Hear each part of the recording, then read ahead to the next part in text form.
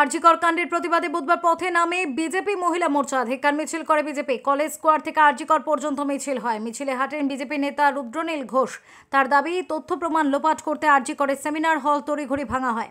সন্দীপ বাবুরা, তারপরে জামিরুল মোল্লা জেসিবি, তারপর ধরুন এই জয়ন্ত সিং, এরা সবাই তো শেখ শাহজাহান, এরা সবাই বেসিক্যালি তৃণমূলের সম্পদ, যারা মানুষকে মারবে, ধরবে, লুট করবে, সম্ভ্রম লুট করবে, প্রাণ লুট করবে, আর তৃণমূলকে টাকার ভোট তুলে দেবে, তারাই সম্ভব। এই ভদ্রলোক তো এক কাজ করতো, নির্মল মাঝির নাম ভুলে যাবেন না।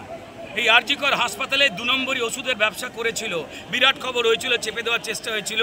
এই সন্দীপবাবুও জড়িয়ে রয়েছে ব্যবহৃত মেডিকেল সরঞ্জামের আবার পুনর্বিক্রি করাবার থেকে আরও গুরুত্বপূর্ণ কিছু কাজে ছেলেদের উপরে মেন্টাল টর্চার করে সুইসাইডেও বাধ্য করাতেন এই লোকটা। জেলে সবাইকে যেতেই হবে।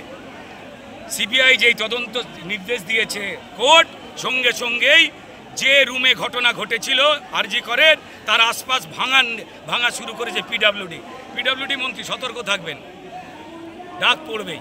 এদিন মিছিলে পা মেলান বিজেপির সাংসদ অভিজিৎ গঙ্গোপাধ্যায়। আরজিকর কাণ্ডের জন্য রাজ্যে 356 ধারা প্রয়োগের দাবি তোলেন বিজেপির সাংসদ।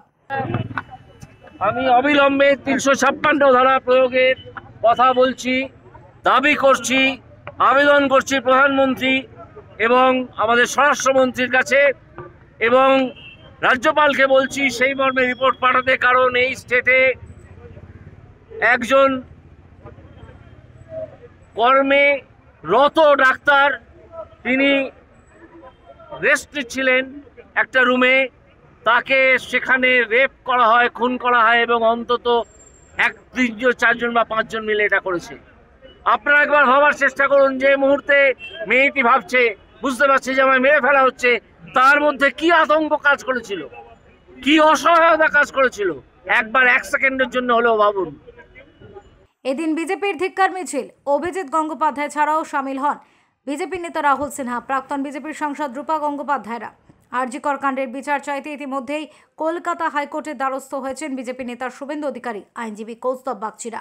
কলকাতা থেকে সঞ্জয় রায়চৌধুরী ও কোয়েল বণিকের রিপোর্ট, ওঙ্কার বাংলা।